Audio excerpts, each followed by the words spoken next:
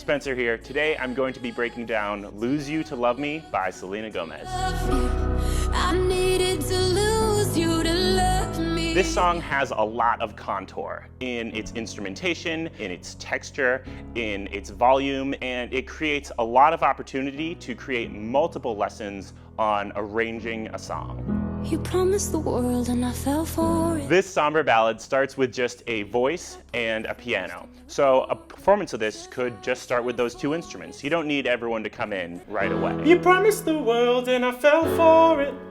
In the second part of the verse, you could add maybe some other keyboard textures, some whole notes on the guitar or the bass, and this could help build up the texture to the pre-chorus and eventually the chorus. When the pre-chorus does come in, we could add in some strings. This could be done either with a keyboard on a string setting, or we could do it with the smart strings on the GarageBand app on the iPad.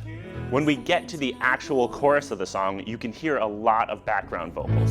So if you have a choir, this would be a really amazing opportunity for a collaboration. I created a quick SATB arrangement of this by taking the notes that are in each chord and voice leading them, much like I would if I was creating a part for my right hand on the piano, going from chord to chord. In the second verse, everything comes back down again, and the accompaniment is mostly pizzicato strings. We could do this with either a patch on the keyboard, or we could do it again with the smart strings on the GarageBand iPad app. Another feature of the second verse is these choir accents. 2 months you replaced us. From a musical perspective, they're used to emphasize exceptionally emotional parts of the lyrics. When we get back to the pre-chorus, we could again add in more instruments and maybe even add some drums. Even though they aren't in the original recording, why not have them in our performance if we have a student who wants to play the drums?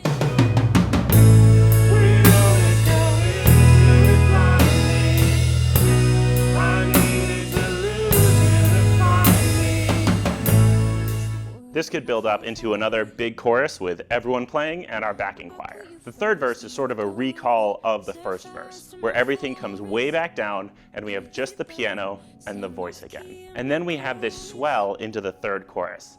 There are a lot of ways to accomplish swells. On the keyboard, we can find a patch that does just that, where it builds the sound. On the guitar or the bass, you can turn the volume knob all the way down, then play the chord, and then slowly roll the volume knob back up to create a swell. For the smart strings in the iPad app, you can drag your finger quicker and quicker to build the volume.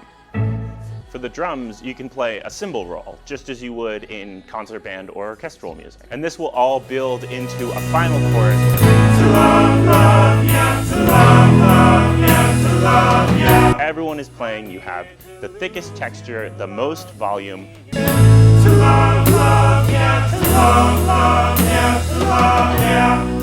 Every classroom is different. When arranging this song with your students, keep in mind that their interests and your available instruments are going to be different. So take some of these ideas and apply them, and then be sure to work with your students to come up with some of your own. Then send me a video of your performance, because I really want to see it.